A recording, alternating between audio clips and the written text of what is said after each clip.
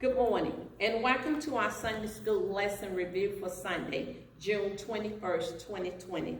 The title of our lesson is The Gift of Wisdom. Our lesson comes from the book of Proverbs, chapter 8, verses 8 through the 21st verse.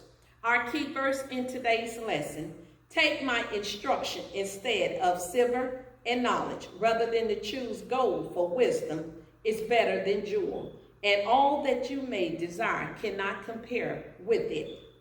Proverbs chapter 8, verses 10 and 11.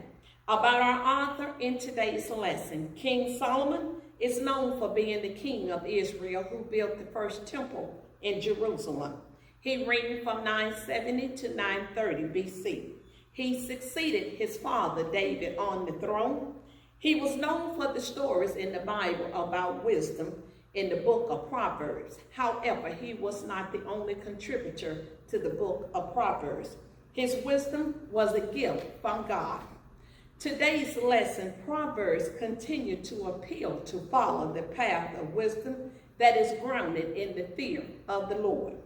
Wisdom such as that is found within the book of Proverbs is not limited to a special class of people.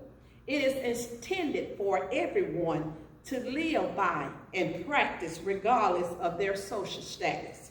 Solomon chose to persify wisdom as a woman in chapter 8.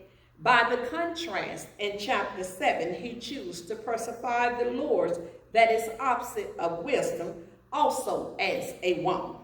Both women were invited and attracted to young men for entirely different reasons. Wisdom does not have to hide. She's called out in the public at the crossway by the gates at the entrance of the town.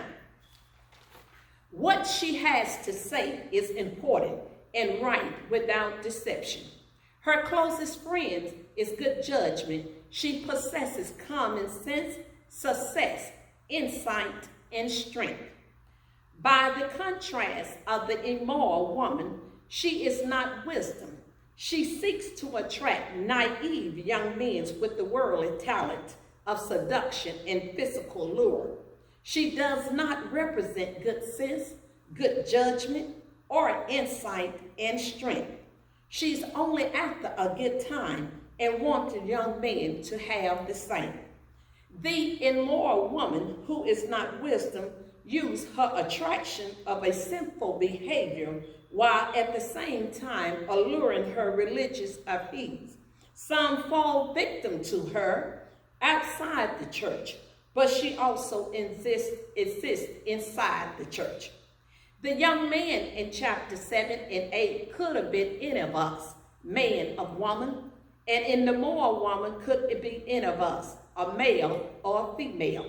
The woman who represents wisdom is not a woman at all, because wisdom comes from God and has been here before the first woman or man. Now look at Adam and Eve. Could have used wisdom to not eat of the forbidden fruit, but they didn't. They fell victim to Satan, who represents the immoral woman in that narrative. We must understand that wisdom has the root basis of our desire with the right relationship with Christ. It is wise to do what he preached. Jesus posed a question in Mark 16 and 26, and it said, "What does it profit someone to gain the world and lose his soul?" By gaining the world, it is mean money, prestige, and power. Losing our soul is to die not being in the right relationship with Christ and then spending eternity in the lake of fire. By gaining the world, it means gaining money, power, and prestige. Losing our soul and die not being in the right relationship and spending eternity in the lake of fire. Proverbs chapter 8, verses 10 and 11 teaches us the value of the worldly pursuit. Choose my instruction rather than silver, knowledge rather than pure gold, for wisdom is far more value than rubies. Nothing you desire can compare with it. Stay safe. Please stay at home. We are distant, but our love is forever. Happy Father Day to all the fathers of the Greater Turner Chapel African Methodist Episcopal Church, pastored by the Reverend Dr. Alice Crenshaw. Thank you.